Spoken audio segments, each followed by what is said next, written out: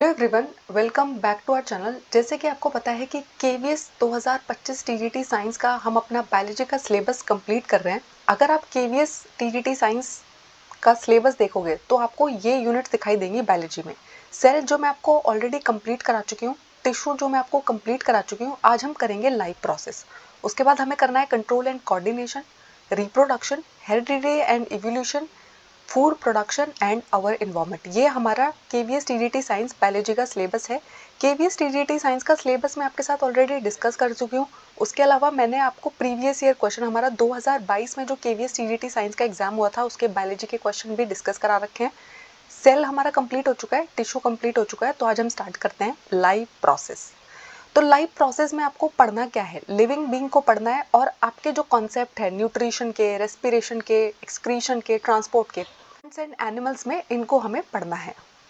Life process का मतलब क्या होता है? तो देखो, जब भी कोई लिविंग ऑर्गेनिज्म अपनी डेली लाइफ को सर्वाइव कर रहा होता है तो वो बहुत सारी बेसिक एक्टिविटीज परफॉर्म करता है, जैसे कि रेस्पिरेशन, जैसे कि एक्सक्रीशन, न्यूट्रिशन। इन सब के बिना है ना आपका day to day activity possible नहीं हो पाएगी।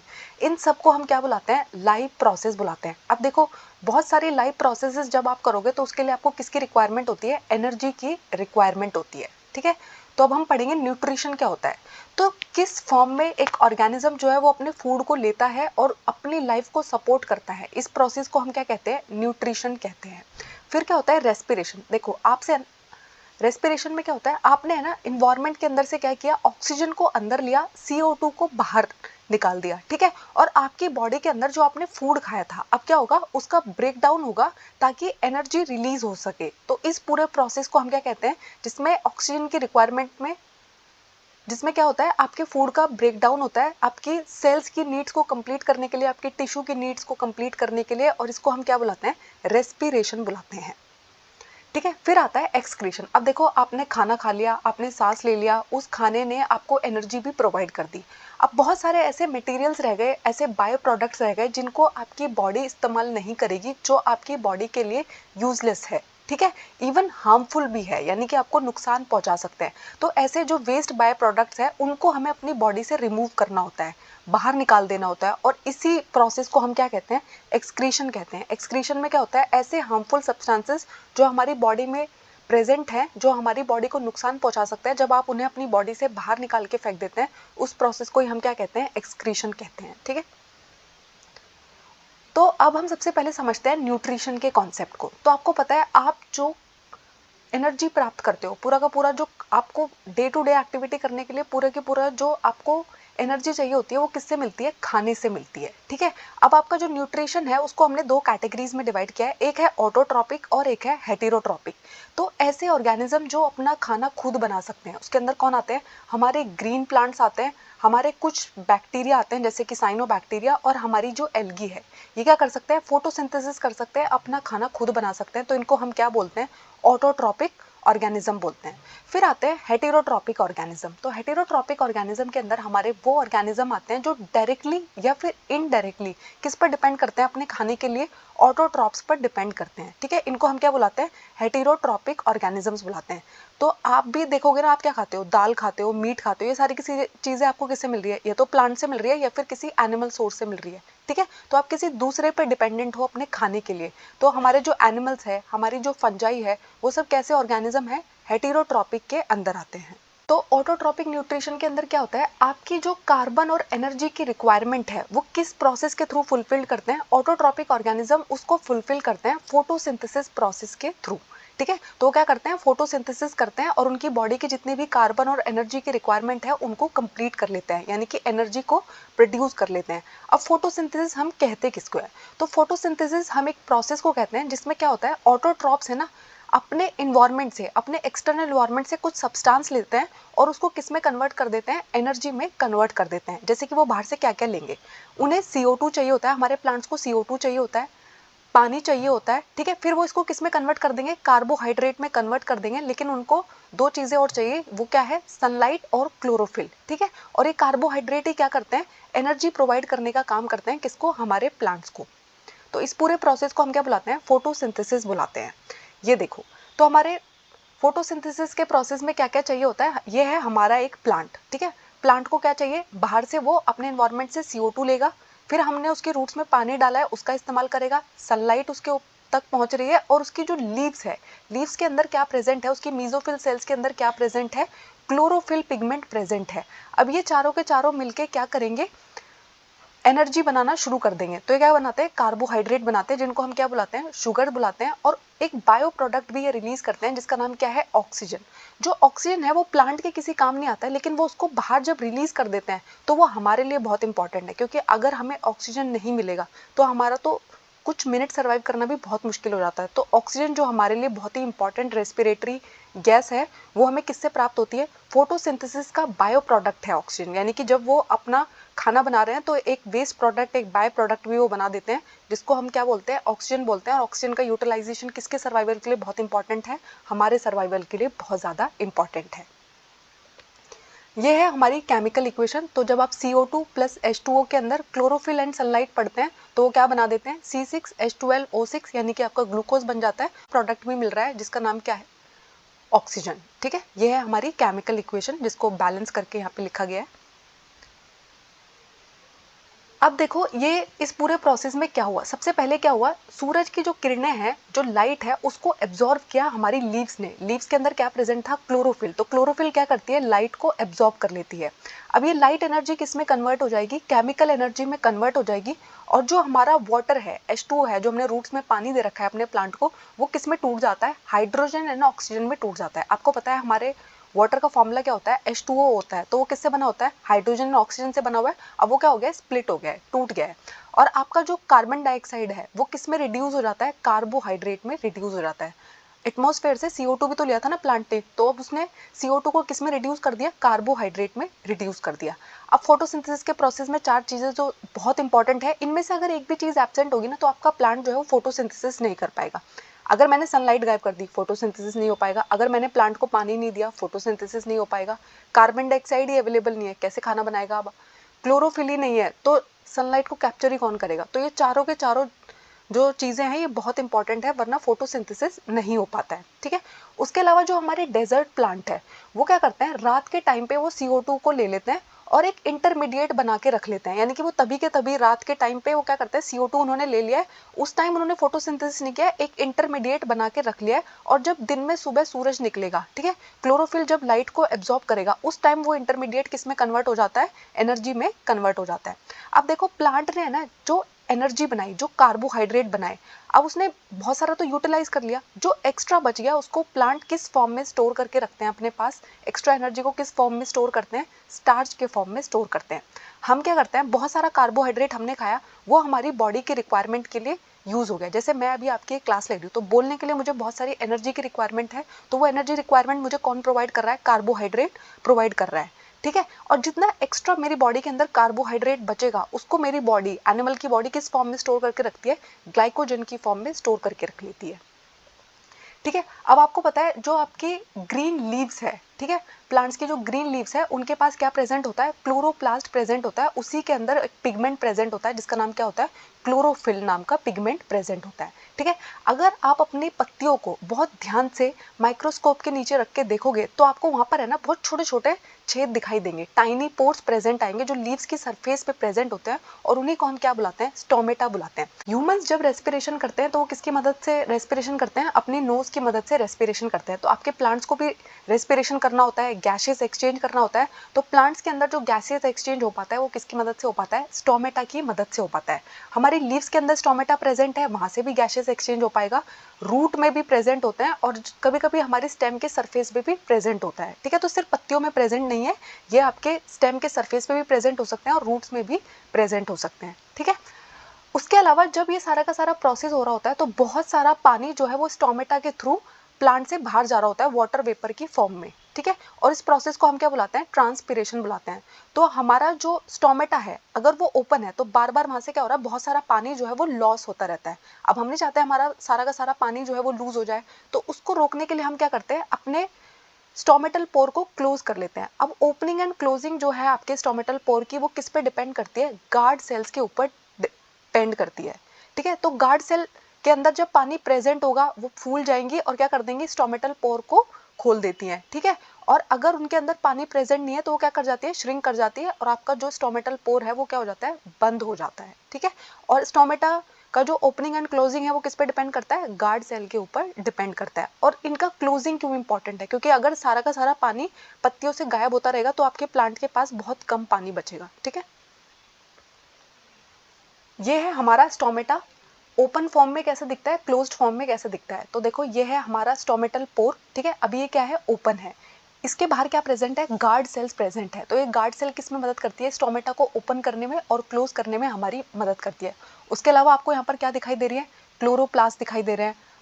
ठीक है, लेयर्स दिखाई दे रही है, न्यूक्लियस दिखाई दे रहा है, वैक्यूल्स भी प्रेजेंट है। ठीक है, और जब आपका स्टोमेटा क्लोज्ड होगा तो वो कैसा दिखाई देगा, इस तरीके का दिखाई देगा। तो स्टोमेटल ओपनिंग एंड क्लोजिंग किस पे डिपेंड करती है, गार्ड सेल पे डिपेंड करती है। ठीक है, तो आपको पता है हमारी बॉडी के अंदर जितने भी प्रोटीन्स बनते हैं और बहुत सारे कंपाउंड्स बनते हैं, उनके लिए एक बहुत इंपॉर्टेंट एलिमेंट होता है हमारा नाइट्रोजन। और जो हमारे प्लांट्स है ना, हमारे एटमॉस्फेयर में 78% नाइट्रोजन प्रेजेंट है, लेकिन हमारे प्लांट्स उसको डायरेक्टली यूटिलाइज नहीं कर सकते।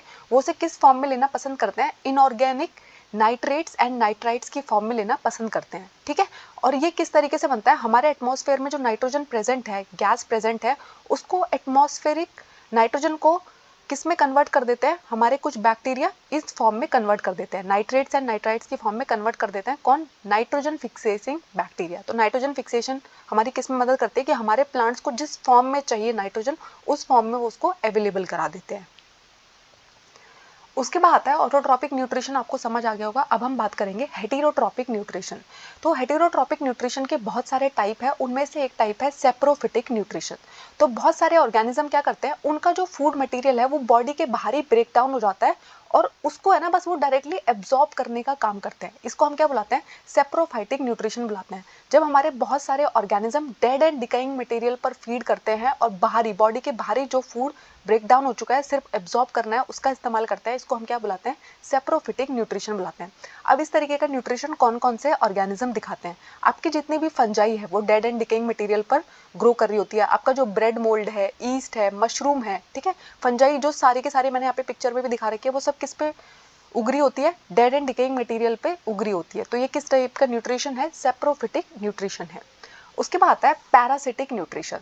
तो देखो बहुत सारे ऑर्गेनिज्म ऐसे होते हैं जो किसी प्लांट या एनिमल से अपना न्यूट्रिशन डिराइव करते हैं, लेकिन उनको जान से नहीं मार देते हैं, बस उनसे न्यूट्रिशन डिराइव करते रहते हैं, उनका खाना यूज करते रहते हैं। ठीक है, इसको हम क्या बोलते हैं, पैरासिटिक न्यूट्रिशन बोलते हैं। यहाँ पर मैंने 3 एग्जाम्पल आपको दिखाया। पहला एग्जाम्पल आपने देखा होगा, बहुत सारे प्लांट्स के ऊपर ना आपको इस तरीके की येलो येलो बेल दिखाई दे रही होती है। तो ये क्या होती है, किसकी बेल है, ये अमर बेल है। इसका नाम क्या है, कसकटा अमर बेल है। ये क्या करती है, ये ऐसी बेल है जो फोटोसिंथेसिस नहीं कर सकती और जिस प्लांट के ऊपर ये रहती है उससे अपना सारा न्यूट्रिशन डिराइव करती है। किसका एग्जांपल है, पैरासिटिक न्यूट्रिशन का एग्जांपल है। दूसरा एग्जांपल है टिक्स। तो आपने देखा होगा बहुत बार है ना, जो हमारे डॉग्स होते हैं उनको टिक्स हो जाती है। ठीक है, तो क्या करती है, उन डॉग्स का खून चूस के अपने आप को सर्वाइव कर रही होती है। ऐसे ही हमारे सर के अंदर कभी कभी क्या हो जाती है, जुएं हो जाती हैं। ठीक है, अगर हमारी बॉडी से लीच अटैच कर जाए, लाइस अटैच कर जाए, ये सब भी क्या करती है, अपना न्यूट्रिशन हमसे डिराइव करती है। उसके अलावा आपके पेट में ना इस तरीके से टेपवर्म भी हो सकता है। तो ये सब क्या है, होस्ट की बॉडी से अपना न्यूट्रिशन डिराइव करते हैं। और किसका एग्जाम्पल है, ये सब पैरासिटिक न्यूट्रिशन का एग्जाम्पल है। ये अपना खाना खुद नहीं बना रहे हैं और किसी होस्ट की बॉडी के ऊपर डिपेंड कर रहे हैं। ठीक है, फिर आता है हमारा अमीबा। तो अमीबा क्या करता है, आपने देखा होगा अमीबा की है ना कोई भी शेप नहीं होती। ठीक है, अजीब अजीब सी उसकी शेप होती है। ठीक है, तो फिंगर लाइक एक्सटेंशन उसकी बॉडी से बाहर निकल रहे होते हैं। वो क्या करते हैं, फूड को ढूंढते रहते हैं। जैसे ही उन्हें कोई फूड पार्टिकल दिख जाता है तो वो एक वैक्यूल की मदद से उसको ट्रैप कर लेते हैं। अब ये क्या होगा, इसको हम क्या बोलते हैं, फूड वैक्यूल बोलते हैं।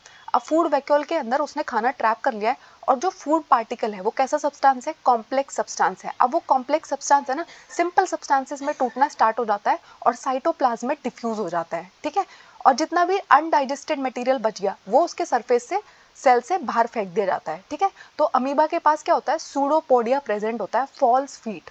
स्यूडो का मतलब होता है फॉल्स, पोडिया का मतलब होता है फीट। तो स्यूडोपोडिया प्रेजेंट होता है हमारे अमीबा के पास, जो उसकी किस में मदद करता है, लोकोमोशन में मदद करता है। उसके अलावा इसके पास फूड वैक्यूल प्रेजेंट होता है। फूड वैक्यूल इसकी किस में मदद करता है, फूड को कैप्चर करने में मदद करता है, उसके डाइजेशन में हेल्प करता है। इसके पास कॉन्ट्रैक्टाइल वैक्यूल भी प्रेजेंट होता है। तो आपको पता है अमीबा मोस्टली आपको मेरीन हैबिटेट में देखने को मिलता है। तो ऑस्मोटिक बैलेंस मेंटेन रहे, तो ऑस्मोटिक बैलेंस को मेंटेन करने में, एक्सक्रीशन करने में उसकी हेल्प कौन करता है, कॉन्ट्रैक्टाइल वैक्यूल करता है। ठीक है, उसके बाद होता है इस तरीके का हमारा अमीबा दिख रहा होता है। देखो इसके अंदर न्यूक्लियस प्रेजेंट है, साइटोप्लाज्म प्रेजेंट है, सेल मेम्ब्रेन प्रेजेंट है, स्यूडोपोडिया जो इसके फॉल्स फीट है, ठीक है, वो प्रेजेंट है, फूड वैक्यूल भी प्रेजेंट है और कॉन्ट्रेक्टाइल वैक्यूल भी प्रेजेंट है। उसके बाद आता है हमारा पैरामीशियम।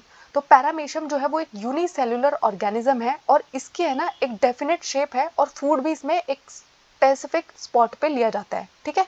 और इस स्पॉट तक फूड को मूव करने में इसकी हेल्प कौन करता है? देखो पैरामीशियम की पूरी बॉडी को अगर आप देखोगे ना तो बहुत छोटे छोटे हेयर्स आपको नजर आ रहे हैं और इनको हम क्या बोलते हैं? सीलिया बोलते हैं। ये इसके पूरे सरफेस को कवर करके रखते हैं, ठीक है। इसके अंदर आपको फूड वैक्यूल देखने को मिलेगा, कॉन्ट्रेक्टाइल वैक्यूल देखने को मिलेगा, ठीक है।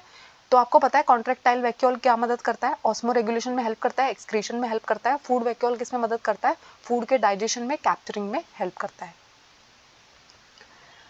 अब बात करेंगे हम ह्यूमन बींग्स के अंदर न्यूट्रिशन किस तरीके से ड्राइव किया जाता है। तो डाइजेशन एंड एब्जॉर्प्शन का प्रोसेस हमें देखना है। तो सबसे पहले जब आपको कभी आपकी बॉडी को एनर्जी चाहिए तो आपको क्या लगता है? आपको लगती है भूख। तो आप क्या करते हो? जाके खाना खाना स्टार्ट कर देते हो। तो जहाँ जैसे ही आप अपने माउथ के अंदर खाने को डाल रहे हो तो वहां से क्या स्टार्ट होती है? हमारी एलिमेंट्री कैनाल माउथ से स्टार्ट होती है और कहाँ पर जाकर एंड करती है? एनएस पर जाकर एंड करती है। सबसे पहले जब आपका खाना जो है वो माउथ में गया तो हमारे फूड को क्रश करने का काम कौन करती है? हमारी टीथ करती है। और जो हमारा सलाइवा होता है वो क्या करता है? हमारे खाने को गीला कर देता है, ठीक है। सलाइवा जो है उसको सीक्रेट करने का काम कौन करता है? सलाइवरी ग्लैंड करते हैं। हमारे पास 3 पेयर्स ऑफ सलाइवरी ग्लैंड है हमारे मुंह के अंदर जो प्रेजेंट है। सबसे पहला पेयर है पैरोटिड ग्लैंड का जो आपके गालों में प्रेजेंट है। फिर है सबलिंगुअल ग्लैंड जो आपकी टंग के नीचे प्रेजेंट है। फिर आता है हमारा सब मैंडिबुलर ग्लैंड जो आपके जॉ के नीचे प्रेजेंट है, ठीक है। अब ये तीनों के तीनों जो हमारे सलाइवरी ग्लैंड के पेयर्स है ये एक एंजाइम को रिलीज करते हैं जिसका नाम है सलाइवरी अमाइलेज। इस सलाइवरी अमाइलेज का जो पीएच है वो है 6.8 और ये क्या करता है? अगर आप कोई भी स्टार्च खा रहे हो, कार्बोहाइड्रेट खा रहे हो, उसका जो कन्वर्जन है, उसका जो डाइजेशन है वो माउथ से ही स्टार्ट हो जाता है, ठीक है। अराउंड 30% जो हमारा स्टार्च है वो डाइजेस्ट हो जाता है माउथ के अंदर ही, ठीक है। तो स्टार्च को शुगर में कन्वर्ट करने का काम कौन करता है? ये सलाइवरी अमाइलेज करता है।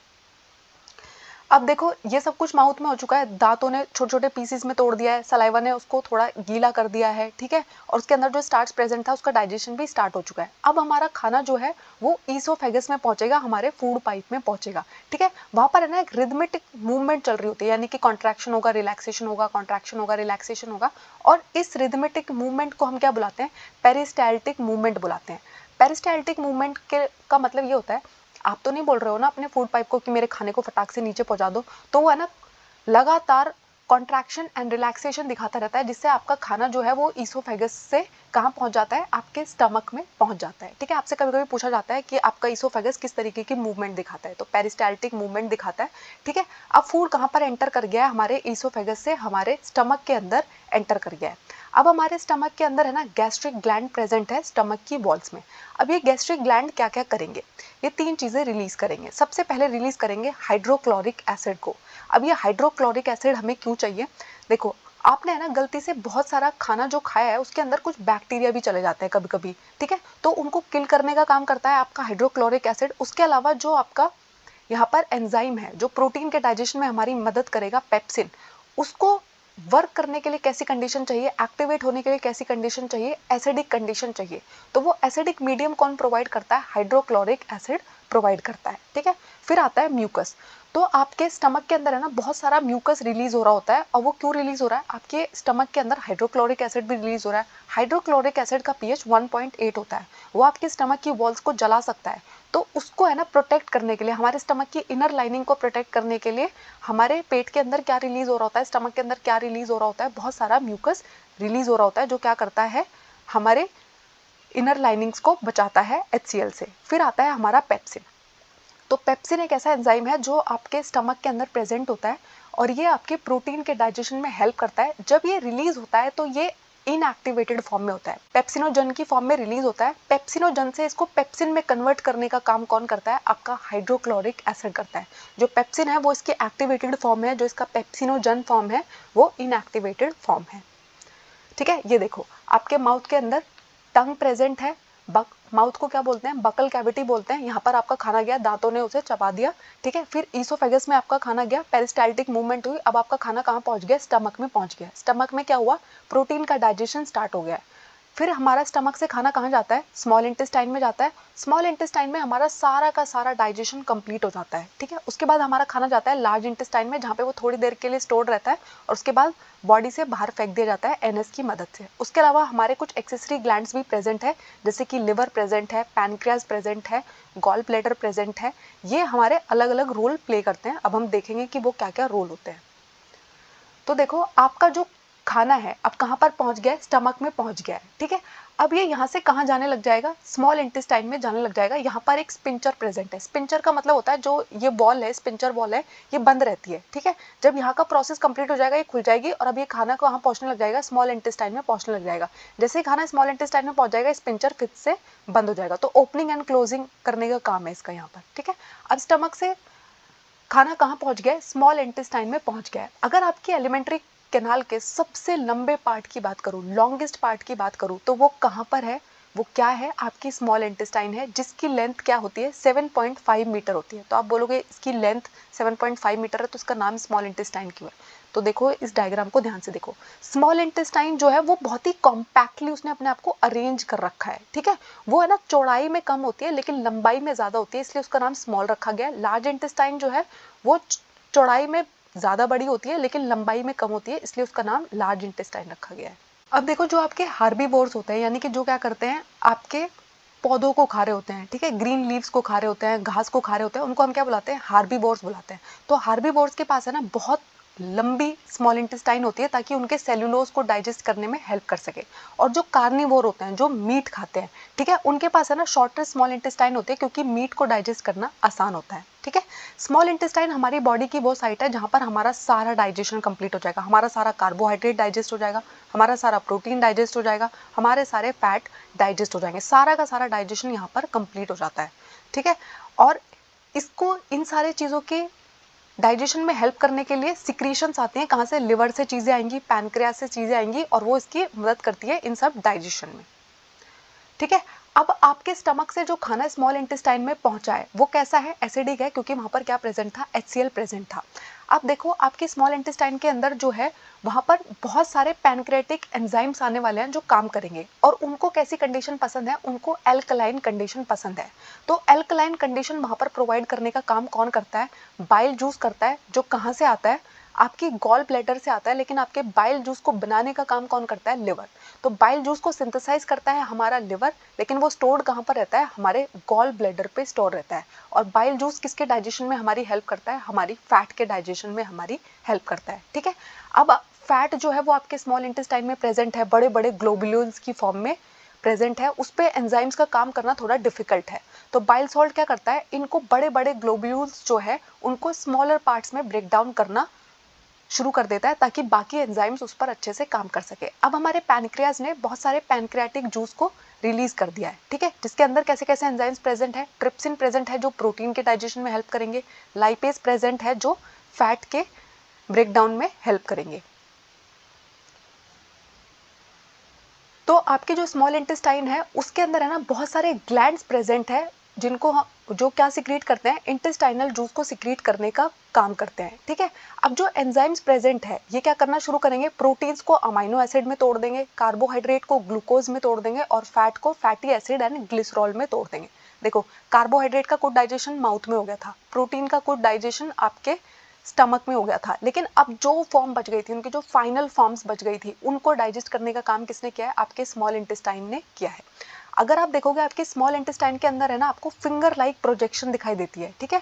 फिंगर लाइक प्रोजेक्शंस को हम क्या बुलाते हैं, विलाई बुलाते हैं। अब इनका काम क्या होता है, सरफेस एरिया को इंक्रीज करना ताकि आपका फूड जो डाइजेस्ट हुआ है उसका एब्जॉर्प्शन हो सके।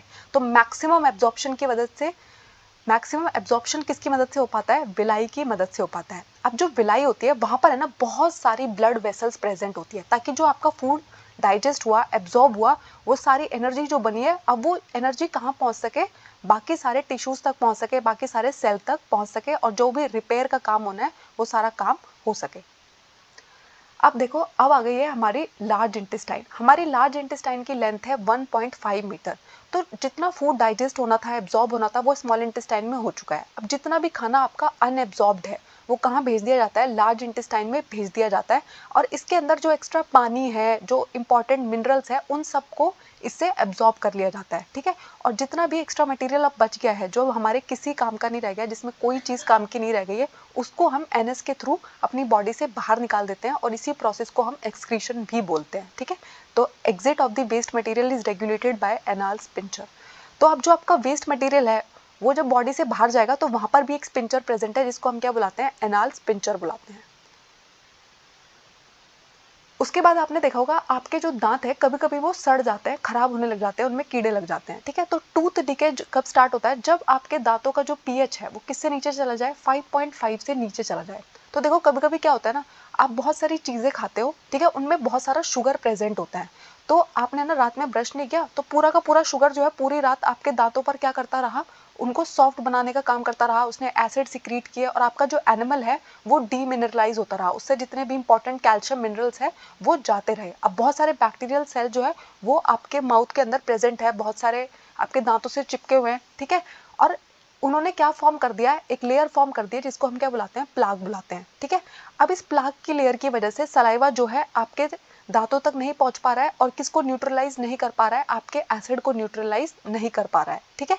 इसलिए आपको अपने दांतों का बहुत ज्यादा ध्यान रखना चाहिए, आपको ब्रश करके सोना चाहिए या फिर को ब्रश करके सोना चाहिए ताकि प्लाक जो है वो फॉर्म ही ना हो पाए और आपके जो माइक्रो ऑर्गेनिजम्स है वो आपके टूथ को डिके ना कर पाए, ठीक है। आपको पता है हमारे दांतों के अंदर बहुत सारा एसिड प्रोड्यूस हो रहा है क्योंकि बहुत सारा खाना वहां पे चिपका हुआ है, इसलिए हमारा जो टूथपेस्ट होता है वो कैसा होता है, नेचर में एल्कलाइन होता है, ताकि वो उसको न्यूट्रलाइज कर सके, ठीक है। तो टूथ डिके किस पीएच पे स्टार्ट होता है, 5.5 से नीचे। फिर हमारा नेक्स्ट प्रोसेस आता है रेस्पिरेशन, ठीक है। तो आपने जो पूरा का पूरा खाना खाया वो डाइजेस्ट हो गया, ठीक है। तो अब आपको मिल गया है ग्लूकोज। तो जब आपका ग्लूकोज जो है वो टूट जाएगा, ठीक है, और क्या कर देगा, एनर्जी रिलीज कर देगा, या तो प्रेजेंस, या तो ऑक्सीजन की प्रेजेंस में या तो ऑक्सीजन की एब्सेंस में। तो इस प्रोसेस को हम क्या बुलाते हैं, रेस्पिरेशन बुलाते हैं। तो हमारे रेस्पिरेशन के स्टेप्स क्या होते हैं, तो सबसे पहला ये सारे केसेस में होगा, चाहे एरोबिक रेस्पिरेशन हो रहा हो चाहे एनारोबिक रेस्पिरेशन हो रहा है, ये स्टेप सब में होगा, ठीक है। तो सबसे पहला स्टेप क्या है, आपका जो ग्लूकोज है, जो 6 कार्बन मॉलिक्यूल है वो किस में टूट जाता है, 3 कार्बन मॉलिक्यूल में टूट जाता है, जिसका नाम क्या है, पायरूवेट है। हमारा जो 6 कार्बन मॉलिक्यूल है उसका नाम है ग्लूकोज और ये किस में टूट गया, 3 कार्बन मॉलिक्यूल में टूट गया जिसका नाम है पायरूवेट। ये पूरा प्रोसेस कहाँ पे हो रहा है, साइटोप्लाज्म के अंदर हो रहा है। अब हमारा जो पायरूवेट है वो किस में टूट जाएगा, या तो इथेनॉल और कार्बन डाइऑक्साइड में टूट जाएगा। ये किस में होता है, हमारी ईस्ट के अंदर होता है। तो हमारी ईस्ट का जब फर्मेंटेशन हो रहा होता है तो वहां पर क्या होगा, ऑक्सीजन प्रेजेंट नहीं होती है, ठीक है। इसलिए इस प्रोसेस को हम क्या बुलाते हैं, एनारोबिक रेस्पिरेशन बुलाते हैं। जब आपका पायरूवेट ऑक्सीजन की एब्सेंस में टूटता है तो इसको हम क्या बोलते हैं, इसको हम बोलते हैं एनारोबिक रेस्पिरेशन, ठीक है। अब ये किस में टूट जाता है, पायरूवेट किस में कन्वर्ट हो गया, इथेनॉल और कार्बन डाइऑक्साइड में कन्वर्ट हो गया। ये तो होगा हमारी ईस्ट के अंदर, ठीक है। फिर होगा अगर आपका पायरूवेट जो है ऑक्सीजन की प्रेजेंस में माइटोकॉन्ड्रिया में टूट रहा है और किस में कन्वर्ट हो रहा है, कार्बन डाइऑक्साइड के 3 मॉलिक्यूल दे रहा है, आपको वाटर दे रहा है, तो इसको हम क्या बोलते हैं, एरोबिक रेस्पिरेशन बोलते हैं। इसको एरोबिक रेस्पिरेशन क्यों बोल रहे हैं, क्योंकि यहाँ पर सारा का सारा प्रोसेस ऑक्सीजन की प्रेजेंस में हो रहा है। कभी कभी ऐसा होता है जब आप है ना बहुत सारी एक्सरसाइज करके आते हैं, बहुत दौड़ के आते हैं, तो आपके जो मसल्स है उनमें दर्द हो रहा होता है, क्यों, क्योंकि वहां पर है ना ऑक्सीजन की एब्सेंस में पायरूवेट किस में टूट जाता है, लैक्टिक एसिड में टूट जाता है और वो क्रैम्प्स बनाता है, ठीक है। आपको क्रैम्प्स फील होता है, आपको दर्द फील हो रहा होता है, क्योंकि वहां पर क्या बन गया है, लैक्टिक एसिड बन गया है। और ये भी कब हो रहा होता है, ऑक्सीजन की एब्सेंस में हो रहा होता है। तो इसको भी हम क्या बोलेंगे, एनारोबिक रेस्पिरेशन बोलेंगे। ये देखो सबसे पहले हमारा ग्लूकोज 6 कार्बन मॉलिक्यूल साइटोप्लाज्म में किस में टूट गया, पायरूवेट में टूट गया। चाहे एरोबिक रेस्पिरेशन हो चाहे एनारोबिक रेस्पिरेशन हो, ये प्रोसेस हर जगह होगा, ठीक है। अब सबसे पहले हम देखेंगे ईस्ट के अंदर क्या हो रहा है। यहाँ पर ऑक्सीजन एब्सेंट है, किस में कन्वर्ट हो गया है, इथेनॉल, CO2 और एनर्जी। इथेनॉल कैसा कंपाउंड है, 2 कार्बन मॉलिक्यूल है, ठीक है। फिर है आपका मसल्स के अंदर क्या हो रहा है, तो मसल सेल के अंदर ऑक्सीजन एब्सेंट है, लैक्टिक एसिड में टूट गया और एनर्जी में टूट गया है। लैक्टिक एसिड कितने कार्बन का मॉलिक्यूल है, 3 कार्बन का मॉलिक्यूल है। और माइटोकॉन्ड्रिया के अंदर ऑक्सीजन की प्रेजेंस में अगर हमारा पायरूवेट टूटता है तो वो क्या बनता है, CO2, H2O और एनर्जी को रिलीज करता है। हमारी बॉडी की जो ATP हमें मिलती है वो इसी प्रोसेस से मिलती है, ठीक है। आपको पता है ना, माइटोकॉन्ड्रिया को हम power house of the cell बुलाते हैं क्योंकि वो क्या करता है, ATP सिंथेसिस का काम करता है, ठीक है। अब सेल्यूलर रेस्पिरेशन में जो एनर्जी बनी, ठीक है, वो सारी की सारी किसको बनाने में इस्तेमाल हो जाती है, ATP को बनाने में इस्तेमाल हो जाती है। ATP जो हमारी सारी की सारी क्या कहलाता है, एनर्जी करेंसी कहलाता है। ATP का फुल फॉर्म होता है एडिनोसाइन ट्राइफॉस्फेट, ठीक है। ATP जो है अब वो क्या करेगी, टूट जाएगी और एनर्जी को रिलीज करना शुरू करती है, और ये एंडोथर्मिक रिएक्शन है। प्लांट्स के अंदर गैसियस एक्सचेंज किसकी मदद से होता है? स्टोमेटा की मदद से होता है। और यहाँ पर कार्बन डाइऑक्साइड ऑक्सीजन जो है वो किसकी मदद से एक्सचेंज होता है? डिफ्यूजन का प्रोसेस। ठीक है, हमारे प्लांट्स के अंदर क्या चल रहा होता है? डिफ्यूजन का प्रोसेस चल रहा होता है। ठीक है, अब हमारे जो टेरेस्ट्रियल एनिमल्स है, जो लैंड पर रहने वाले एनिमल्स है, वो क्या करते हैं? एटमॉस्फेयर में जो ऑक्सीजन प्रेजेंट है उसको सांस ले लेते हैं, उसको ब्रीद इन कर लेते हैं। ठीक है, लेकिन जो हमारे पानी में रहने वाले ऑर्गेनिजम्स है, उनको है ना डिसॉल्व ऑक्सीजन का इस्तेमाल करना है। ठीक है, तो डिसॉल्व ऑक्सीजन जो होती है ना, पानी के अंदर जो ऑक्सीजन घुली हुई है उसकी मात्रा बहुत कम होती है एज कम्पेयर टू अगर आप ऑक्सीजन देखोगे एटमॉस्फेयर में जो प्रेजेंट है। तो इसलिए आप देखोगे जो आपके एक्वेटिक ऑर्गेनिजम्स है वो बहुत तेजी से ब्रीथ करते हैं, यानी कि फटाफट बहुत तेजी से सांस ले रहे होते हैं। क्यों? क्योंकि उनको ज़्यादा ऑक्सीजन चाहिए और पानी के अंदर ऑक्सीजन जो है वो कम प्रेजेंट है, इसलिए उनको बहुत फटाफट सांस लेना पड़ता है। ठीक है, और जो फिशेज होती है वो अपने माउथ के थ्रू ले रही होती है, और फिश के अंदर क्या प्रेजेंट होते हैं? गिल्स प्रेजेंट होते हैं। तो मछली को जैसे हम पानी से बाहर निकालते हैं वो मर क्यों जाती है? क्योंकि आपके जो गिल्स है वो इस तरीके से अडेप्टेड है कि पानी के अंदर जो ऑक्सीजन प्रेजेंट है वो उसी को यूटिलाइज कर सकते हैं। एयर के अंदर, एटमॉस्फेयर के अंदर जो ऑक्सीजन प्रेजेंट है उसको लेने के लिए वो अडेप्टेड नहीं होते। जैसे हमारे लंग्स है, हवा के अंदर जो प्रेजेंट है एयर उसको हम ले सकते हैं, लेकिन हमारी जो फिश है उसके गिल्स इस तरीके से अडेप्टेड नहीं होते हैं, इसलिए जैसे ही आप फिश को बाहर निकालते हो वो मर जाती है। ठीक है, ये उसका रीजन होता है। तो आपको मालूम होना चाहिए कि आपके जो एक्वेटिक एनिमल्स हैं उनका जो ब्रीदिंग रेट है वो हाई होता है। और क्यों हाई होता है? क्योंकि जो डिसॉल्व ऑक्सीजन है वो बहुत कम है। फिर आपने देखा है ह्यूमन बींग्स के अंदर क्या होता है? तो आप सांस किसकी मदद से ले रहे होते हैं? नॉस्ट्रिल की मदद से ले रहे होते हैं, अपने नाक की मदद से ले रहे होते हैं। ठीक है, 2 होल्स आपको अपने नाक में नजर आ रहे हैं जिनको हम क्या बुलाते हैं? नॉस्ट्रिल बुलाते हैं। अब आप अपने नॉस्ट्रिल्स को अगर ध्यान से देखोगे तो उसके अंदर आपको है ना छोटे छोटे फाइन हेयर्स दिखाई देते हैं। ठीक है, और म्यूकस भी बन रहा होता है। अब ये फाइन हेयर्स क्यों प्रेजेंट है? जब आप ऑक्सीजन को अंदर लेने की कोशिश कर रहे हो तो बहुत सारे डस्ट पार्टिकल भी आपके नाक के अंदर जा सकते हैं। तो उन डस्ट को ट्रैप करने का काम कौन करते हैं? हमारे ये फाइन हेयर्स करते हैं, और जो म्यूकस प्रेजेंट होता है वो भी यही काम करता है। ठीक है, अब आपकी एयर जो है वो कहाँ पहुंच जाएगी? गले में पहुंच जाएगी, फिर कहाँ पहुंच जाती है? लंग्स में पहुंच जाएगी। ठीक है, आपके गले के अंदर, थ्रोट के अंदर क्या प्रेजेंट होता है? रिंग ऑफ कार्टिलेज प्रेजेंट होता है, और ये किस में मदद करता है आपकी? ताकि आपका जो एयर पैसेज है वो कोलैप्स ना कर जाए। ठीक है, उसको सपोर्ट करने का काम करते हैं, उसको रिजिडिटी प्रोवाइड करने का काम करते हैं। ठीक है, फिर आपके लंग्स के अंदर क्या होता है? स्मॉलर एंड स्मॉलर ट्यूब्स जो है वो बढ़ती जाती है, यानी कि पहले ब्रोंक्यूल्स प्रेजेंट होते हैं और ब्रोंक्यूल्स फिर लास्ट में एक बेलून लाइक स्ट्रक्चर बनाते हैं जिसको हम क्या बोलते हैं? एल्वोलाई बोलते हैं। ठीक है, तो बेलून लाइक एंड स्ट्रक्चर्स जो होते हैं उनका नाम क्या होता है? एल्वोलाई होता है। एल्वोलाई वो साइट है हमारी बॉडी के अंदर जहाँ पर गैसियस एक्सचेंज हो रहा होता है। तो एल्वोलाई क्या करती है? सरफेस एरिया प्रोवाइड करती है ताकि गैसियस एक्सचेंज जो है वो हो सके। ठीक है, और बहुत सारी ब्लड वेसल्स यहाँ पर प्रेजेंट होते हैं, क्योंकि हमारे हार्ट के पास जितना भी ब्लड आता है, जो डीऑक्सीनेटेड ब्लड है जिसके अंदर ऑक्सीजन की कमी है, वो यहाँ से कहाँ जाता है? लंग्स के पास जाता है, और लंग्स के अंदर जो एल्वोलाई है वो वहाँ से CO2 ले लेती है और O2 उसके अंदर फिल कर लेती है। ठीक है, इसलिए वहाँ पर बहुत सारी ब्लड वेसल्स आपको देखने को मिलेगी। तो मैंने आपको बताया कि हमारा ब्लड जो है जितना भी कार्बन डाइऑक्साइड उसके अंदर प्रेजेंट है वो उसको कहाँ लेके जाता है? हार्ट के पास लेके जाता है। फिर हार्ट से ये सारा का सारा ब्लड एल्वोलाई के पास जाता है। एल्वोलाई क्या करती है? इसके अंदर ऑक्सीजन फिल कर लेती है और CO2 इसके अंदर से निकाल देती है। ठीक है, फिर हमारा जो सारा का सारा ब्लड है जिसके अंदर ऑक्सीजन अब प्रेजेंट है, एल्वोलाई ने उसके अंदर ऑक्सीजन फिल कर दिया है, ये हार्ट के पास आता है, और हार्ट से ये पूरी बॉडी में अब ब्लड की मदद से ट्रैवल कर पाएगा।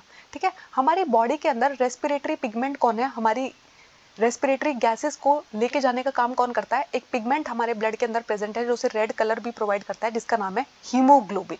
हमारा जो हीमोग्लोबिन है वो बहुत हाई एफिनिटी रखता है ऑक्सीजन के लिए। हाई एफिनिटी का मतलब है ऑक्सीजन के साथ बहुत अच्छी दोस्ती कर लेता है, ऑक्सीजन के 4 मॉलिक्यूल के साथ बाइंड कर लेता है, और हमारी पूरी बॉडी के अंदर ऑक्सीजन को लेके जाने का काम करता है। ये पिगमेंट कहाँ पर प्रेजेंट है? आपकी रेड ब्लड सेल्स के अंदर प्रेजेंट है। ठीक है, अब इससे भी ज्यादा सॉल्युबल कौन होता है?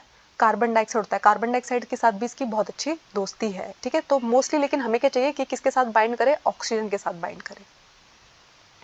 ये देखो, ये है आपका नेसल पैसेज। ठीक है, माउथ कैविटी, फिर आपके यहाँ से कहाँ पर जाता है? फेरिंग्स में, देन लैरिंग्स में, यहीं पर आपका ट्रैकिया प्रेजेंट है, रिंग ऑफ कार्टिलेज प्रेजेंट है। ठीक है, उसके अलावा क्या प्रेजेंट है? आपका लंग्स प्रेजेंट है। लंग्स को प्रोटेक्ट करने के लिए क्या प्रेजेंट है? रिब्स प्रेजेंट है, ब्रोंकाई प्रेजेंट है, ब्रोंक्यूल्स प्रेजेंट है, और लास्ट में जो आपको दिखाई दे रहा है वो क्या है? एल्वोलाई प्रेजेंट है। ठीक है, और डायफ्राम भी प्रेजेंट है सपोर्ट करने के लिए। ठीक है, और आपको पता है हमारे जो लंग्स है वो एक स्ट्रक्चर में क्लोज रहते हैं, उसको हम क्या बोलते हैं, रिब्स बोलते हैं। और रिब्स का फंक्शन ही क्या होता है, हमारे लंग्स को कोलैप्स होने से बचाना। कोई भी चोट हमें लगे तो वो पहले हमारी रिब्स पे लग जाए, हमारे लंग्स कोलैप्स ना कर जाए। ठीक है, ठीक है। आप सोचोगे कि ये इतना सारा पिगमेंट की जरूरत क्यों पड़ी। सीधा जैसे प्लांट्स के अंदर डिफ्यूजन हो रहा है, हमारी बॉडी के अंदर भी तो डिफ्यूजन हो सकता था ऑक्सीजन के मूवमेंट के लिए।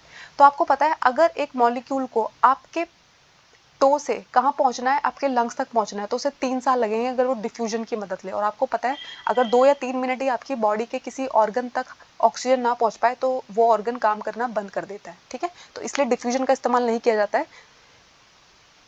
ये पूरा रेस्पिरेटरी पिगमेंट का, ब्लड का इस्तेमाल किया जाता है ट्रांसपोर्ट के लिए। ठीक है, अब हम देखते हैं ह्यूमन बींग्स के अंदर ट्रांसपोर्ट कैसे कैसे होता है। तो आपको पता है, ब्लड जो है वो एक फ्लूइड कनेक्टिव टिश्यू है। और ब्लड किससे मिलकर बना होता है, ब्लड के अंदर 55% प्लाज्मा प्रेजेंट होता है, 45% फॉर्म्ड एलिमेंट प्रेजेंट होता है। अब हमारे फॉर्म्ड एलिमेंट के अंदर क्या क्या प्रेजेंट होता है, आरबीसी, डब्ल्यूबीसी एंड प्लेटलेट। तो RBC is red blood cells, WBC is white blood cell and platelets present है। ठीक है, अब ब्लड जो है वो प्लाज्मा से मिलकर बना हुआ है, जिसके अंदर क्या है, आपकी बहुत सारी सेल्स जो है वो सस्पेंडेड है। अब प्लाज्मा का काम क्या होता है, फूड को ट्रांसपोर्ट करने में आपकी मदद करता है, कार्बन डाइऑक्साइड के ट्रांसपोर्ट में आपकी मदद करता है, जितना भी नाइट्रोजनस वेस्ट है उसको कैरी करने का काम करता है। और आपकी बॉडी के अंदर जो ऑक्सीजन है उसको कैरी करने का काम कौन करती है, आपकी रेड ब्लड सेल्स करती है। ठीक है, और बहुत सारे सॉल्ट, हार्मोन्स, इनको ट्रांसपोर्ट करने में भी आपका प्लाज्मा मदद करता है। ठीक है, अब देखो, पूरी बॉडी के अंदर आपको ब्लड पहुंचाना है। ठीक है, आपके पैर में भी ब्लड पहुंच जाना चाहिए, ऑक्सीजन पहुंच जाना चाहिए, आपके दिमाग में भी पहुंच जाना चाहिए। ठीक है, तो किसी की मदद तो लगेगी ना। तो हमें एक पंपिंग ऑर्गन चाहिए जो ब्लड को पुश करे, और उसका नाम क्या है, हार्ट है। हार्ट जो है वो एक मस्कुलर ऑर्गन है और एक मुट्ठी के साइज का है, फिस्ट साइज का है। और हमारा हार्ट पूरा किससे बना होता है, कार्डियक मसल से बना होता है। हमारी पूरी बॉडी के अंदर ऑक्सीजन एंड कार्बन डाइऑक्साइड को ट्रांसपोर्ट करने में हमारी हेल्प कौन करता है, ब्लड करता है। और हमारे हार्ट के पास 4 चैम्बर प्रेजेंट है। अब ये 4 चैम्बर क्यों प्रेजेंट है, ताकि हमारा ऑक्सीनेटेड एंड डीऑक्सीनेटेड ब्लड आपस में मिक्स ना हो जाए। ठीक है, मिक्सिंग को प्रिवेंट करने के लिए डिफरेंट चैम्बर्स प्रेजेंट होते हैं हमारे हार्ट के अंदर। 4 चैम्बर्ड हार्ट होता है ह्यूमंस का। ठीक है, तो आपको पता है, सारा का सारा जो डीऑक्सीनेटेड ब्लड है हमारे टिश्यूज से, वो कहाँ पर आता है, पहले आपके हार्ट में आता है। फिर वहां से इसको कहाँ लेके जाया जाता है, आपके लंग्स के पास लेके जाता है। लंग्स के पास जो एल्वलाई प्रेजेंट है वो क्या करती है, इसके अंदर से CO2 निकालना शुरू कर देती है और इस ब्लड को के अंदर ऑक्सीजन फिल कर देती है। और इसलिए इसको अब हम क्या बुलाते हैं, ऑक्सीजनेटेड ब्लड बुलाते हैं। अब ये ऑक्सीजनेटेड ब्लड कहाँ पहुंचता है, दोबारा से आपके हार्ट के पास पहुंचता है और फिर ये पूरी की पूरी बॉडी में ट्रांसपोर्ट कर दिया जाता है। ठीक है, अब जो हमारा ऑक्सीजन रिच ब्लड है वो कहाँ पर आता है, लंग से पहले हार्ट के अपर चैम्बर में आता है, जिसको हम क्या बोलते हैं, एट्रियम बोलते हैं। और फिर वो उससे कहाँ जाएगा, नीचे वेंट्रिकल में जाता है। ठीक है, लेफ्ट एट्रियम रिलैक्स करता है। ठीक है, फिर ये कॉन्ट्रैक्ट करेगा तो वो कहाँ पहुंच जाएगा, लेफ्ट वेंट्रिकल में पहुंच जाएगा। और यहाँ से ये पूरी बॉडी के अंदर ट्रैवल करना शुरू कर देगा। अब हमारा जितना भी डीऑक्सीनेटेड ब्लड है, ठीक है, वो पूरी बॉडी से कलेक्ट होकर कहाँ पर आता है, हमारे राइट एट्रियम में आता है। फिर राइट एट्रियम से वो कहाँ पर जाता है, राइट वेंट्रिकल के अंदर जाता है। और फिर राइट वेंट्रिकल से वो कहाँ पर जाता है, हमारे लंग्स के पास जाता है। ठीक है,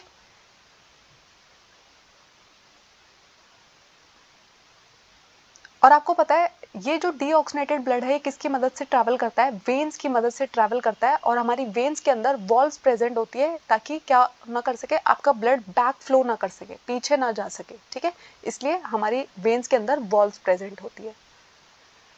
देखो, ये है हमारा ह्यूमन हार्ट। ठीक है, अब इसको ध्यान से देखना। हमारे इसके अंदर आपको 4 चैम्बर दिखाई दे रहे हैं, left atrium, left ventricle, right atrium, right ventricle, पूरी बॉडी से। ठीक है, यहाँ पर आपको कुछ सेप्टम दिखाई दे रहे हैं, क्या है, डिवाइडिंग वॉल्स है, जो क्या बना रही है, इनको सेपरेट चैम्बर्स का रोल दे रही है। तो देखो, सबसे पहले हमारी बॉडी के अंदर क्या होता है, हमारी जो वेना कावा है वो पूरी नीचे वाली बॉडी से, लोअर बॉडी से सारा डीऑक्सीनेटेड ब्लड लेके आई। हमारी जो सुपीरियर वेना कावा और इंफीरियर वेना कावा है वो अपर बॉडी या लोअर बॉडी से सारा डीऑक्सीनेटेड ब्लड लेके आई, कहाँ पर, राइट एट्रियम में। फिर राइट एट्रियम से कहाँ पहुंच गया, राइट वेंट्रिकल में पहुंच गया। और राइट वेंट्रिकल से पल्मोनरी आर्टरी की मदद से कहाँ जाएगा, हमारे लंग्स के पास जाएगा। ठीक है, लंग्स में जैसे ही ये किस में कन्वर्ट हो जाएगा, ऑक्सीनेटेड ब्लड में कन्वर्ट हो जाएगा। पल्मोनरी वेन्स इसको कहाँ पर लेके आती है, लेफ्ट एट्रियम में लेके आती है। फिर लेफ्ट एट्रियम से हमारा ऑक्सीनेटेड ब्लड कहाँ जाता है, लेफ्ट वेंट्रिकल में जाता है। और ओरेटा की मदद से अब पूरे जिस भी टिश्यू को मेरे ऑक्सीजन चाहिए वहां पर पहुंच जाएगा। ठीक है, ये हमारा पूरा का पूरा ह्यूमन हार्ट का वर्किंग है। तो देखो ये जो सेपरेशन प्रेजेंट है यहाँ पर, सेप्टम जो आपको दिखाई दे रहा है, ये आपकी किस में मदद करता है, ताकि आपका oxygenated blood and deoxygenated blood आपस में मिक्स ना हो जाए, ठीक है। हाई एफिशिएंसी प्रोवाइड करने का काम करता है। और क्योंकि हमारा जो ब्लड है हमारी बॉडी के अंदर हार्ट में एक ही साइकिल में वो 2 बार हार्ट के अंदर जा रहा है, तो इसको हम क्या बुलाते हैं, डबल सर्कुलेशन बुलाते हैं, ठीक है। अगर आपको अपनी बॉडी का ब्लड प्रेशर कभी भी मेजर करना है, आप डॉक्टर के पास जाते हो तो वो आपके हाथ में है ना एक चीज को बांधते हैं और प्रेशर लगाते हैं और फिर मेजर करते हैं कि आपका ब्लड प्रेशर क्या है। तो उस डिवाइस का नाम क्या होता है, स्पेग्नोमैनोमीटर होता है, ठीक है। तो आपको पता है हमारा जो ब्लड है वो क्या करता है, वॉल्स पे एक प्रेशर को एक्सर्ट करता है और इसी को हम क्या बुलाते हैं, ब्लड प्रेशर बुलाते हैं, ठीक है। हमारी जो आर्टरीज है उनके अंदर प्रेशर ज्यादा होता है एज कम्पेयर टू वेन्स, ठीक है। क्योंकि आर्टरी के अंदर है ना ब्लड कहाँ से चलता है, हार्ट के अंदर से चलता है, तो वहां पर है ना बहुत ही हाई स्पीड से बहता है, ठीक है। तो पहले क्या होगा, आपकी आर्टरी के अंदर कॉन्ट्रैक्शन देखने को मिलेगा जिसको हम क्या बोलते हैं, सिस्टोलिक प्रेशर बोलते हैं, ठीक है। फिर क्या होगा, आपकी जो आर्टरी है वो क्या करेगी, रिलैक्स करेगी, जिसको हम डायस्टोलिक प्रेशर बोलते हैं, ठीक है। तो हमारा नॉर्मल सिस्टोलिक प्रेशर कितना होता है, 120 mmHg, और डायस्टोलिक प्रेशर कितना होता है, 80 mmHg।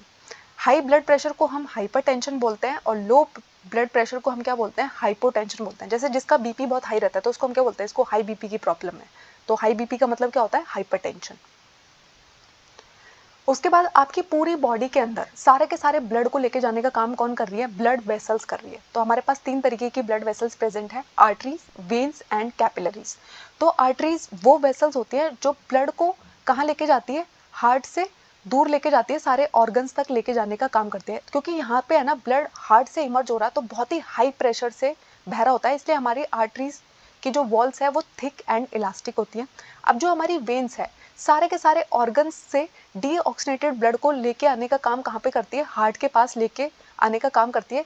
इनको बहुत थिक वॉल्स नहीं चाहिए क्योंकि यहाँ पर है ना ब्लड बहुत हाई प्रेशर में बह ही नहीं रहा है, लेकिन इनके पास वॉल्स प्रेजेंट होती है क्योंकि ये ब्लड कैसा है, डीऑक्सीनेटेड ब्लड है और ये बैक फ्लो ना करे, तो इसलिए हमारी वेन्स के अंदर वॉल्स प्रेजेंट होती हैं। फिर आती है हमारी कैपिलरीज। तो अगर हमारी आर्टरीज है ना बहुत ही स्मॉलर एंड स्मॉलर वेसल्स में ब्रेक डाउन हो जा रही है तो उसको हम क्या बोलते हैं, कैपिलरीज बोलते हैं, ठीक है। अब यहाँ पर क्या हो रहा होता है, एक्सचेंज चल रहा होता है, ठीक है। और कैपिलरीज दोबारा से जब ज्वाइन हो जाती है तो वो क्या बना देती है, वेन्स बना देती है, और ये क्या करती है, ब्लड को दूर लेके जाने का काम करती है। फिर आती है हमारे ब्लड के अंदर क्या क्या प्रेजेंट था, आरबीसी प्रेजेंट थी, डब्ल्यूबीसी प्रेजेंट थी और प्लेटलेट्स प्रेजेंट थी। तो प्लेटलेट्स क्या करती है, ब्लड क्लॉटिंग में आपकी हेल्प करती है। अगर आपकी बॉडी में कभी भी चोट लग गई है और खून बह रहा है तो उसको रोकने में आपकी मदद कौन करती है, प्लेटलेट्स करती है, ठीक है। उसके बाद हमारी बॉडी के अंदर लिम्फ प्रेजेंट होता है। लिम्फ को हम क्या बोलते हैं, middle man of the body बोलते हैं। तो लिम्फ का दूसरा नाम टिश्यू फ्लूइड भी होता है। तो हमारी जो बॉडी के अंदर जितनी भी लिम्फेटिक कैपिलरीज है, इंटरसेलुलर स्पेस है, ठीक है, वहां पर क्या प्रेजेंट है, लिम्फ वेसल्स प्रेजेंट है जिनके अंदर ये लिम्फ बह रहा होता है, ठीक है। अब लिम्फ क्या क्या करने का काम करता है, जितना भी डाइजेस्टेड और एब्जॉर्ब फैट है जो आपकी स्मॉल इंटेस्टाइन में सारा का सारा फूड एब्जॉर्ब हुआ था उसको कैरी करने का काम करता है, ठीक है। लिम्फ जो है वो कलरलेस होता है, जैसे हमारा रेड ब्लड सेल्स जो है उसमें रेड कलर है हीमोग्लोबिन की वजह से, लिम्फ जो होता है वो कलरलेस होता है। लिम्फ का काम क्या होता है, लिम्फोसाइट को ट्रांसपोर्ट करना, फैट को ट्रांसपोर्ट करना, प्रोटीन को ट्रांसपोर्ट करना, मिनरल्स को ट्रांसपोर्ट करना। ये सारी की सारी चीज़ों का ट्रांसपोर्ट किस पे डिपेंड करता है, लिम्फ पे डिपेंड करता है। लिम्फोसाइट को ट्रांसपोर्ट करने का काम करता है, इसलिए इसका नाम लिम्फ है। अब ये तो था ह्यूमंस के अंदर ट्रांसपोर्ट कैसे होता है, अब हमारे प्लांट्स के अंदर भी तो ट्रांसपोर्ट होता है ना। तो जैसे ही आपने देखा है आपका प्लांट कहाँ पे लगा हुआ है, मिट्टी में लगा हुआ है, और मिट्टी से है ना वो बहुत सारे इंपॉर्टेंट मिनरल ले रहा होता है, जैसे कि नाइट्रोजन, फॉस्फोरस, इंपॉर्टेंट जितने भी मिनरल्स उसकी ग्रोथ के लिए रिक्वायरमेंट है वो उसे कहाँ से मिल रहे होते हैं, सॉइल से मिल रहे होते हैं। उसके अलावा जो हम अपने पौधों को पानी देते हैं वो भी कहाँ पे देते हैं, उसकी जड़ों में देते हैं, और उससे उसे क्या मिल जाता है, वाटर भी मिल गया और बहुत इंपॉर्टेंट मिनरल्स भी मिल गए। अब प्लांट्स के पास है ना 2 टाइप के टिश्यू होते हैं, एक होता है जाइलम टिश्यू जो उसके किस में मदद करता है, वाटर और मिनरल के ट्रांसपोर्ट में मदद करता है और एक ही डायरेक्शन में इसका ट्रांसपोर्ट पॉसिबल है। दूसरा होता है फ्लोएम टिश्यू जो उसकी फूड ट्रांसपोर्ट में मदद करता है, यानी कि फ्लोएम के अंदर जो भी फूड बना उसको ट्रांसपोर्ट, यानी कि प्लांट के अंदर जो भी फूड बना उसको ट्रांसपोर्ट करने का काम कौन करेगा, फ्लोएम टिश्यू करेगा, और ये 2 डायरेक्शन में फ्लो कर सकता है, बाई डायरेक्शनल फ्लो इसमें देखने को मिलता है। अब देखो पानी का ट्रांसपोर्ट कैसे होता है, तो आपको पता है जाइलम टिश्यू के अंदर वेसल्स एंड ट्रैकेट्स प्रेजेंट होते हैं, ठीक है। रूट, स्टेम्स, लीव्स ये सब आपस में इंटरकनेक्टेड है और इन्होंने क्या बना रखा है, कंटिन्यूअस कंडक्टिंग चैनल बना रखे हैं। जैसे आपके घरों पे है ना पानी का ट्रांसपोर्ट होने के लिए पाइप्स लगे होते हैं, ठीक है, वैसे ही प्लांट के अंदर है ना वेसल्स एंड ट्रैकेट्स के पाइप्स लगे हुए हैं जिनके थ्रू है ना पानी रूट से सारे अपर पार्ट्स तक पहुंच जाता है। ठीक है, तो रूट में क्या हुआ, सॉइल ने सबसे पहले क्या किया, वहां पे पानी को लेना शुरू कर दिया। ठीक, हमारे जो ऊपर के पार्ट्स हैं, हमारे प्लांट्स के जो अपर पार्ट्स हैं, वहां पर पानी की कमी है, तो इसकी वजह से क्या होगा, अब पानी इस वजह से ऊपर की तरफ जाने लग जाता है और यही होता है हमारे पानी का ट्रांसपोर्ट। ठीक है, वाटर कॉन्सेंट्रेशन का जो डिफरेंस क्रिएट होता है उसकी मदद से ही ट्रैकेट्स और वेसल्स की मदद से पानी ट्रांसपोर्ट हो पाता है जाइलम टिश्यू की मदद से। उसके बाद दूसरी एक थ्योरी है वाटर ट्रांसपोर्ट की, जिसको हम बोलते हैं transpiration pull theory. Transpiration pull theory का मतलब होता है, आपको पता है आपके प्लांट्स की जो लीव्स है वो कंटिन्यूअसली क्या करती रहती है, वाटर वेपर की फॉर्म में पानी को लूज करती रहती है। ठीक है, अब उन्होंने बहुत सारा पानी लूज कर दिया, तो आपके जो प्लांट्स के हायर पार्ट्स है, एरियल पार्ट्स है, वहां पर पानी की कमी हो गई है। ठीक है, और नीचे पानी बहुत ज्यादा प्रेजेंट है, सॉइल से बहुत सारा पानी रूट्स के आसपास प्रेजेंट है। ठीक है, तो अब एक पुल क्रिएट हो गया है। ठीक है, ट्रांसपिरेशन ने क्या क्रिएट कर दिया, एक पुल क्रिएट कर दिया है, और इस वजह से पानी कहाँ ट्रैवल करता है, हमेशा जहाँ पर उसकी कॉन्सेंट्रेशन कम होती है, तो हायर कॉन्सेंट्रेशन से लोअर कॉन्सेंट्रेशन की तरफ जाता है। तो पत्तियों की तरफ पानी कम हो गया है, नीचे बहुत हाई है, तो ये पानी कहाँ पर जाना शुरू हो जाएगा, रूट से अब लीव्स की तरफ जाना शुरू हो जाता है। ठीक है, इसको हम क्या बोलते हैं, ट्रांसपिरेशन पुल थ्योरी बोलते हैं। ठीक है, अब जो ट्रांसपिरेशन का प्रोसेस है, जिसमें वाटर वेपर की फॉर्म में पानी जो है वो बाहर जा रहा था पत्तियों से, ये आपकी किस में मदद करता है, आपके प्लांट्स का टेम्परेचर रेगुलेशन में हेल्प करता है, वाटर के ट्रांसपोर्ट में हेल्प करता है, और जब स्टोमेटा खुले रहते हैं तब तक क्या होता है, ट्रांसपिरेशन होता रहता है। जैसे ही आपके स्टोमेटा बंद हो जाते हैं तो ट्रांसपिरेशन भी रुक जाता है। उसके बाद आता है फूड का ट्रांसपोर्ट कैसे होता है। तो फूड के ट्रांसपोर्ट में हमारी मदद कौन करता है, फ्लोएम टिश्यू करता है। तो जब भी है ना, जो भी पत्तियों ने खाना बनाया, ठीक है, फोटोसिंथेसिस से जो भी खाना बना, अब उसको सब ऑर्गन्स तक पहुंचना है, रूट में भी पहुंचना है, पत्तियों तक भी पहुंचना है, स्टेम में भी पहुंचना है, सब जगह उसे जाना है। ठीक है, और इसको हम क्या बोलते हैं, इन फूड के ट्रांसपोर्ट को हम ट्रांसलोकेशन बुलाते हैं। इसमें उसकी मदद कौन करता है, फ्लोएम किसको ट्रांसपोर्ट करता है, शुगर को ट्रांसपोर्ट करता है, अमाइनो एसिड और कुछ अदर सब्सटेंसेस को भी वो ट्रांसपोर्ट करता है। ठीक है, तो आपको पता है हमारे प्लांट के पास है ना कुछ स्टोरेज ऑर्गन है, जिनको हम क्या बोलते हैं, जैसे कि रूट है, फ्रूट है, सीड है, ये सारे के सारे ग्रोइंग ऑर्गन्स हैं, और इनको बहुत सारी एनर्जी चाहिए, इनको खाना चाहिए। तो सारा का सारा जो फूड है वो इन तक लेके आने का काम कौन करता है, हमारा फ्लोएम टिश्यू करता है। किसकी मदद से करता है वो, तो हमारे फ्लोएम में है ना सीव ट्यूब्स प्रेजेंट होती हैं, कंपेनियन सेल्स प्रेजेंट होती है, और ये अपवर्ड एंड डाउनवर्ड मूवमेंट में हेल्प कर रही होती है। अपवर्ड एंड डाउनवर्ड फूड ऊपर भी जा सकता है, नीचे भी जा सकता है। ठीक है, तो कौन मदद कर रहा है यहाँ पर, sieve tubes and companion tubes. हमारे जाइलम में कौन मदद कर रहा था, ट्रैकेट्स एंड वेसल्स। ठीक है, तो सुक्रोज जो है वो कहाँ तक पहुंच जाती है, जहां जहां पर उसकी रिक्वायरमेंट है, और अब वो वहां पर क्या बना देगी, एटीपी बना देगी। आपको पता है प्लांट जो है वो फूड को जब ट्रांसपोर्ट करते हैं तो हमेशा सुक्रोज शुगर की फॉर्म में ट्रांसपोर्ट करते हैं। तो ऐसा क्यों होता है, क्योंकि जो सुक्रोज है वो कैसी शुगर है, नॉन रिड्यूसिंग शुगर है। उसके बाद आता है एक्सक्रीशन। तो देखो सारा का सारा खाना हमने खा लिया, उसको हमारी बॉडी ने यूटिलाइज कर लिया, और जितना भी अब एक्स्ट्रा हार्मफुल सब्सटेंसेस बच गए हैं, मेटाबॉलिक ऐसे हार्मफुल सब्सटेंसेस बच गए हैं, उनको हमारी बॉडी से बाहर निकालने का जो प्रोसेस है उसको हम क्या बुलाते हैं, एक्सक्रीशन बुलाते हैं। ठीक है, एक्सक्रीशन इन ह्यूमन बींग्स। तो आपको पता है ह्यूमन बींग्स के में एक्सक्रीशन में हेल्प कौन करता है, हमारी kidney, a pair of ureters, urinary bladder and urethra. तो आपको पता है किडनी जो है वो एब्डोमेन में लोकेटेड है, दोनों साइड पे। तो आपको पता है आपके पास किडनी का एक पेयर प्रेजेंट होता है, एक एक साइड पे आपकी किडनी प्रेजेंट है। तो जो पूरा का पूरा यूरिन बनता है वो कहाँ पर बनता है, हमारी किडनी में बनता है। फिर वो कहाँ पर जाता है, यूरेटर्स के पास जाता है। यूरेटर से वो कहाँ पर जाएगा, यूरिनरी ब्लैडर में जाता है, बहुत देर तक वो वहाँ पर स्टोर रहता है, और उसके बाद यूरेथ्रा की मदद से उसे बॉडी से बाहर निकाल दिया जाता है। हमारी बॉडी के अंदर जितने भी नाइट्रोजनस वेस्ट है, जैसे कि यूरिया है, यूरिक एसिड है, वो किसकी मदद से बाहर निकाले जाते हैं, किडनी की मदद से बाहर निकाल जाता है। किडनी उनको फिल्टर करने का काम, यानी कि अगर आपके खून के अंदर ये सब कुछ प्रेजेंट है, उनको फिल्टर करने का काम कौन करेगी, किडनी करेगी। ठीक है, तो आपको पता है हमारी किडनी की जो बेसिक यूनिट है फिल्ट्रेशन की, वो क्या कहलाती है, नेफ्रॉन कहलाती है। ठीक है, नेफ्रॉन के अंदर क्या प्रेजेंट होता है, बहुत सारी पतली पतली ब्लड कैपिलरीज है। जब इतनी पतली पतली ब्लड कैपिलरीज से ब्लड पास होता है तो वो एक तरीके से ना छलनी का काम करता है, और जितने भी हार्मफुल सब्सटेंसेज है वो सब फिल्टर होके बाहर निकल जाते हैं। ठीक है, तो हमारी जो किडनी की बेसिक यूनिट है, फिल्ट्रेशन यूनिट है, उसका नाम क्या होता है, नेफ्रॉन होता है। ठीक है, अब देखो बहुत सारा, जब हम इनिशियली फिल्ट्रेट कर रहे होते हैं तो glucose, amino acid, salt, water, ये सब कुछ है ना, ये भी जा रहा होता है, लेकिन इसको सेलेक्टिवली दोबारा से रीएब्जॉर्ब कर लिया जाता है। ठीक है, और जो हमारा रीएब्जॉर्ब कर लिया गया वो तो ठीक है, जो जो रीएब्जॉर्ब नहीं करा गया उसको बॉडी से बाहर निकाल दिया जाता है। तो जैसे हमारी किडनी के अंदर जितना भी यूरिन बना वो फिर कहाँ पर एंटर करता है, यूरेटर के अंदर एंटर करता है और फिर ये कहाँ पर पहुंच जाता है, यूरिनरी ब्लैडर में पहुंच जाता है। यूरिन जो है वो यूरिनरी ब्लैडर में स्टोर रहता है जब तक आप है ना प्रेशर फील नहीं कर रहे हो वॉशरूम जाने का, ठीक है। फिर क्या होगा, आपका जो ब्लैडर है वो एक्सपैंड करता जाता है, एक्सपैंड करता जाता है, फिर उसको लगता है कि अब मुझे इसे बाहर निकाल देना है। तो हमारा जो ब्लैडर है वो मस्कुलर है और किसके अंडर है, आपके नर्वस कंट्रोल के अंडर है, ठीक है। हम अपनी यूरिनेट करने की जो अर्ज है उसको कंट्रोल भी कर सकते हैं, बट एक लिमिट तक कंट्रोल करना चाहिए, वरना आपका ब्लैडर जो है वो फट भी सकता है, ठीक है। ये देखो, ये है हमारा ह्यूमन एक्सक्रीटरी सिस्टम। तो इसके अंदर आपको क्या दिखाई दे रहा है, left renal artery, left kidney, left renal vein, aorta, फिर ये लेफ्ट यूरेटर, वेना कावा, फिर यूरिनरी ब्लैडर में जाके आपका यूरिन स्टोर हो गया और यूरेथ्रा की मदद से आपकी बॉडी से बाहर निकल गया। आपको के पास किडनी का एक पेयर प्रेजेंट होता है, ठीक है। फिर ये क्या है, हमारा नेफ्रॉन, जो हमारी किडनी की बेसिक फिल्ट्रेशन यूनिट है, इसका नाम है नेफ्रॉन। तो देखो हमारा सारा का सारा जो ब्लड था वो कहाँ पर आया, एफरेंट एट्रियोल में आया, ग्लोमेरुलस और बोमन्स कैप्सूल के अंदर यहाँ पर बहुत ही पतली पतली कैपिलरीज प्रेजेंट थी, तो सारा का सारा ब्लड जो है वो फिल्टर होना शुरू आता है। हमारा पीसीटी, जिसको हम बोलते हैं प्रॉक्सिमल कॉन्विट्रियल ट्यूब्यूल, ठीक है। फिर डिसेंडिंग लिम्ब, असेंडिंग लिम्ब, और यहाँ पर नीचे क्या बन रहा है, लूप ऑफ हेनरे बन रहा है। यहाँ पर सारा का सारा जो भी इंपॉर्टेंट मिनरल्स थे, इंपॉर्टेंट वाटर है, एक्स्ट्रा वाटर है, वो सब दोबारा से रीएब्जॉर्ब होने का प्रोसेस चल रहा होता है। फिर ये सारा का सारा पहुंच गया है डीसीटी में, कलेक्टिंग डक्ट में, और ये पूरा का पूरा यूरिन जो अब बन चुका है वो हमारी बॉडी से बाहर जाने के लिए रेडी है। जितने भी इंपॉर्टेंट मिनरल्स थे, ठीक है, वो सब रीएब्जॉर्ब हो चुके हैं यहाँ पर, ठीक है। अब होता है हमारे प्लांट्स के अंदर भी एक्सक्रीशन होता है, ठीक है। तो सबसे पहले तो जब हमारे प्लांट अपना खाना बनाते हैं तो वो एक वेस्ट प्रोडक्ट बनाते हैं जो है ऑक्सीजन, ठीक है, फोटोसिंथेसिस के दौरान जो बनता है। अब वो उनके लिए एक्सेस है तो वो क्या करते हैं, इसको बाहर रिलीज कर देते हैं और ह्यूमंस इसको यूटिलाइज कर लेते हैं, ठीक है।